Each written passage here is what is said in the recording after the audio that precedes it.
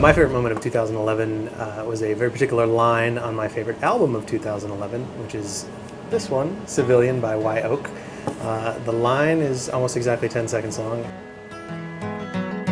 I still keep my baby teeth in a bedside table with my jewelry. You still sleep. I still keep my baby teeth in the bedside table with my jewelry, which I thought was a really nice, telling, kind of intimate entree into this really great, intimate record.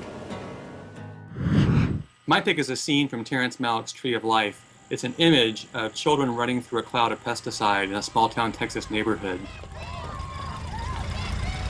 It really captures to me what's special about the film, which is this sort of perspective of children and a memory called up from Terrence Malick's subconscious.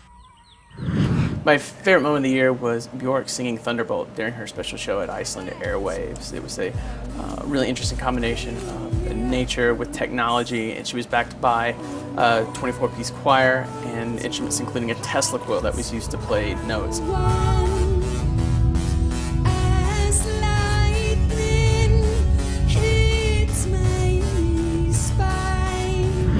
My favorite moment in 2011 is in the film Certified Copy, when the young married couple tries to get stars Juliette Binoche and William Schimmel to pose with them for a photo.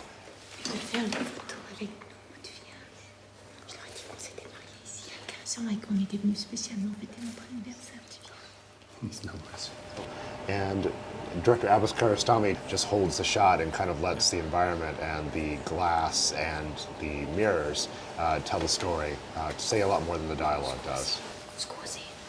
I've chosen as my favorite moment of 2011 a moment from Justified's next to last episode of its second season,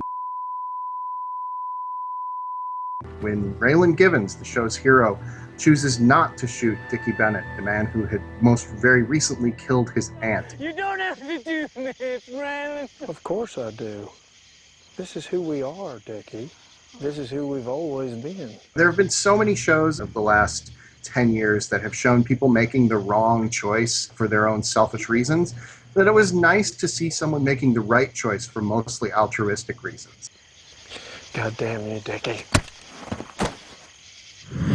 My favorite pop culture moment of the year comes from Patton Oswalt's latest stand-up special, and there is a specific turn of phrase that he uses to describe the way that New York affects somebody, and especially how it affects their mind.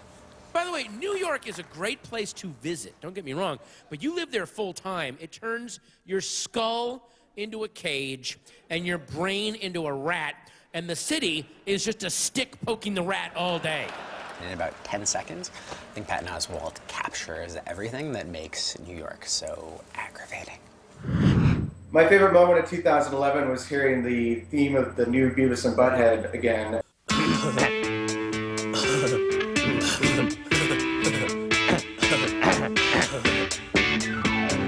Those first opening guitar chords really opened up my adolescent id and made me feel 15 and pissed off again.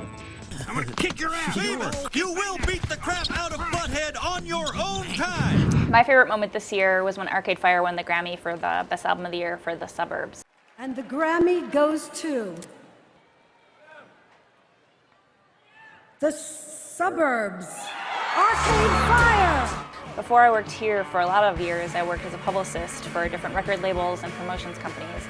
And I felt like when they won, it was not only a huge surprise, even they were surprised.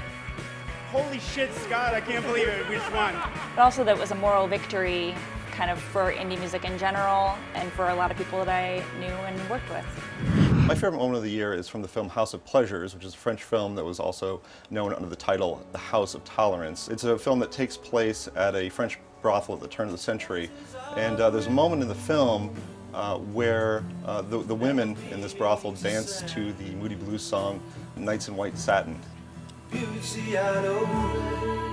Music historians will note that the song was not recorded in 1899, but it's still the perfect song for that moment. It's an unexpected and very moving song that expresses the bond between these women who really only have each other.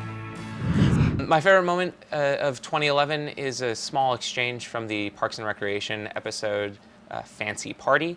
Okay, everybody listen up. April's friend Oren is here. He's very intense and very weird.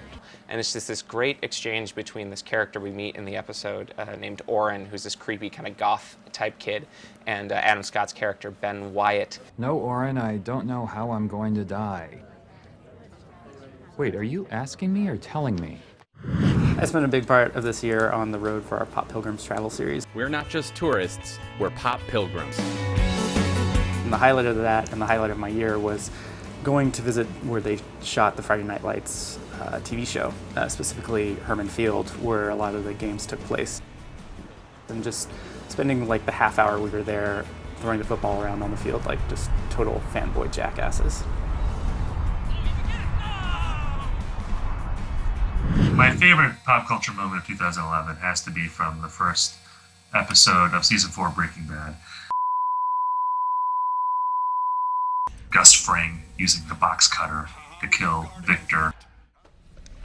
We'll just pick up right where we left off.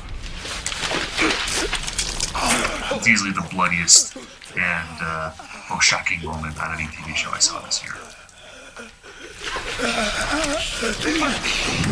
This may sound a little cheesy, but I don't think anything this year for me beat something that we were actually involved in. They Might Be Giants had us come in and do an undercover with them, singing Chumbawamba's Tump Thumping.